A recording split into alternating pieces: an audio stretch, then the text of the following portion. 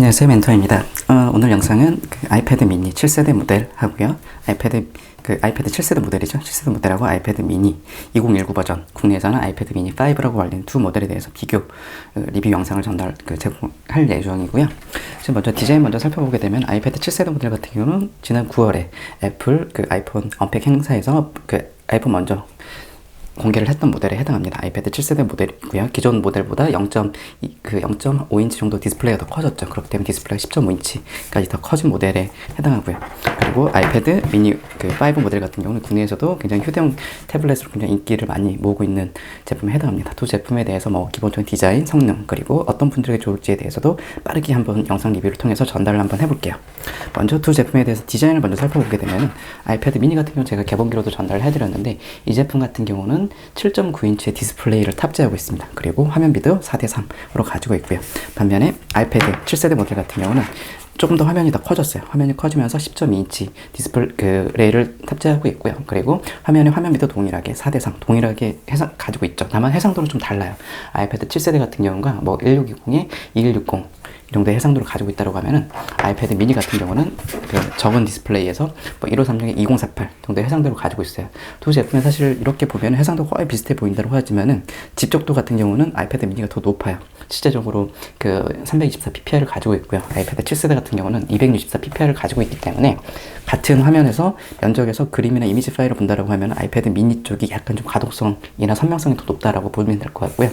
그리고 디스플레이에서도 이제 두 제품 모두 다 LCD 디스플레이를 탑재하고 있는데, 실제적으로 아이패드 미니 같은 경우는 DCI P3나 아니면 트루톤 디스플레이를 지원하고 있어요. 반면에 아이패드 7세대 모델 같은 경우는 일반적인 LCD 디스플레이를만 지원하고 있고, DCI P3 같은 색상 영역에 대한 확장은 지원하지 않고요. 게다가 트루톤 디스플레이까지도 지원하지 않아요.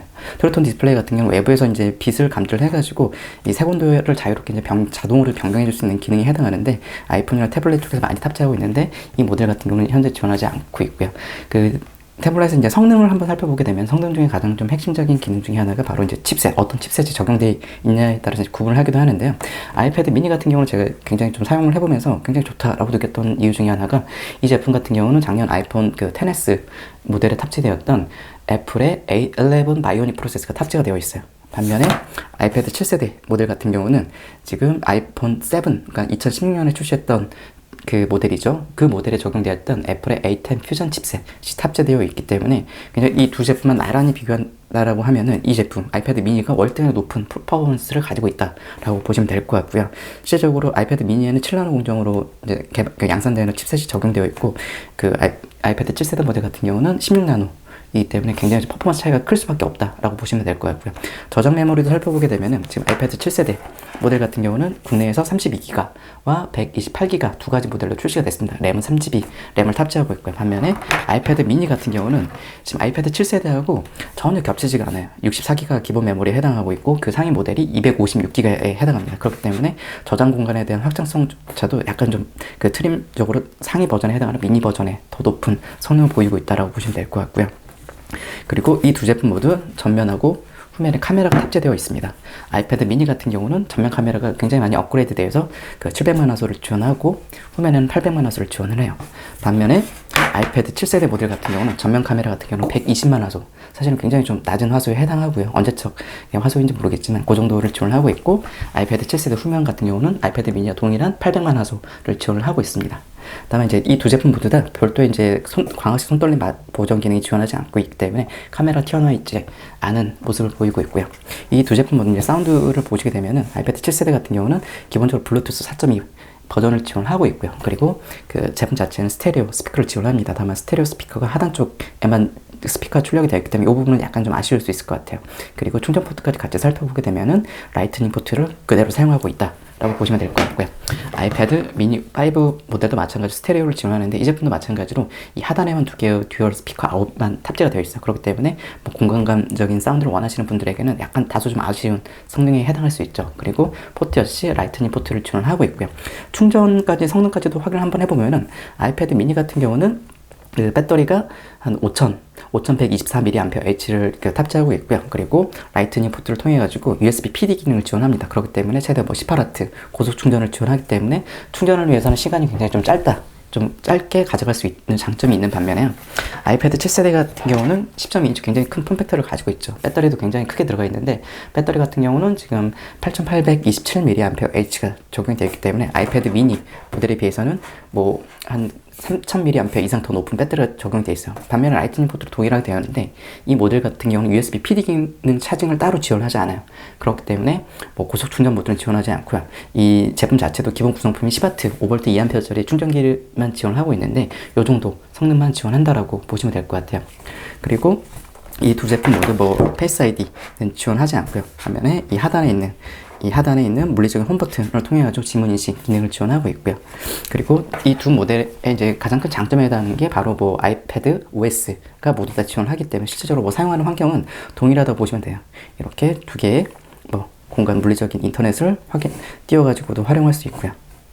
그리고 또 다른 뭐 기능들을 필요한다고 하면은 이렇게 연결해가지고 뭐 여러 가지 기능들을 지원하고 있기 때문에 OS 관련된 리뷰는 다음 영상을 통해서 제가 다시 한번 살펴드릴 예정이고요.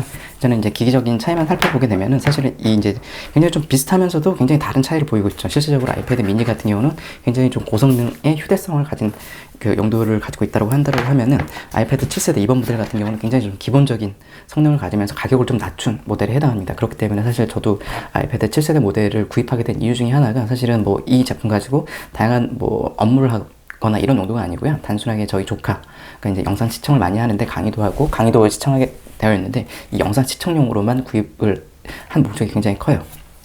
그리고 이제 이 두 제품 모두 같은 경우는 이렇게 애플 펜슬 1세대 모델도 지원합니다. 때문에 애플 펜슬 1세대를 가지고 있다고 하면 구입을 한다고 하면은 이렇게 뒤에 라이트닝 포트 쪽에 연결을 하게 되면은요. 이렇게 쌍으로 연결을 누르고 메모장 열어가지고요. 이렇게 메모도 하는 지원을 합니다. 그리고 7세대 모델도 마찬가지로 동일한 방식으로 연결을 하는데요. 보시면은 라이트닝 포트 쪽에 연결을 하게 되면요. 동일하게 일정 시간이 지나면은 쌍으로 동일하게 연결을 하고요. 바로 빼서 간편하게 뭐 메모장 한번 열어보게 되면은 이렇게 바로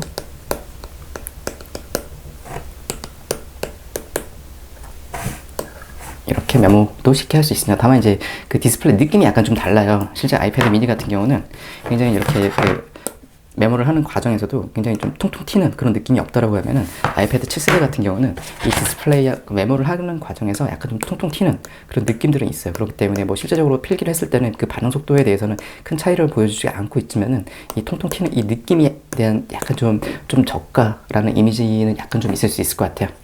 일단 뭐 두 모델 같은 뭐 한번 봤는데요. 정리를 한번 해보면은요. 일단 아이패드 미니 같은 경우는 실질적으로 그 가장 큰 장점 중에 하나가 뭐 7.9인치로 해서 한 손에 들고 다닐 수 있는 휴대성도 있지만 이 모델 같은 경우는 그 작년에 출시했던 A12 바이오닉 프로세서를 탑재해가지고 굉장히 고성능의 태블릿 포지션을 가지고 있다는 장점이 있어요. 그렇기 때문에 뭐 영상 시청뿐만이 아니라 작은 화면은 좀 작지만 업무까지도 커버할 수 있는 그 태블릿이라고 볼 수 있고요. 반면에 이번에 국내에 새롭게 출시한 아이패드 7세대 모델 같은 경우는 굉장히 뭐 저가로 출시가 됐어요. 국내 같은 경우는 지금 제가 구입한 가격이 한 40 초반 정도 되는데 색상마다 조금씩 할인율이 좀 달라요. 제가 선택한 이제 골드 색상 같은 경우는 더 많이 추가 할인이 돼가지고 실질적으로 한 40만 원 정도에 구입을 한 것 같은데 다만 이제 이 제품 같은 경우는 애플에서 라인업에서도 굉장히 낮은 포지션을 가지고 있어요. 실질적으로 뭐 프로세서 자체만 하더라도 A10 뭐 퓨전 칩셋이 적용이 되어 있고요. 디스플레이 같은 경우도 사실은 뭐 트루톤 디스플레이 정도는 넣어줄 만도 한데 해당 기능도 지원하지 않아요. 다만 애플 펜슬을 지원하면서 뭐 다양한 작업 환경을 가질 수 있고 그리고 이 제품 중에 특징 중에 하나가 이렇게 밑에 하단에 포고핀이 있어요. 미니는 이 포고핀이 없는데 이 포고핀을 통해 가지고 키보드까지 연결을 통해 가지고 뭐 PC까지도 사용할 수 있다라는 거에 대해서 뭐 장점을 많이 표현하기도 하는데 사실은 뭐 굉장히 낮은 프로세스 성능을 가지고 있기 때문에 사실 그것까지 확장이 가능해서 쓰실 분들 과연 얼마나 있을까라는 뭐 의구심은 있어요.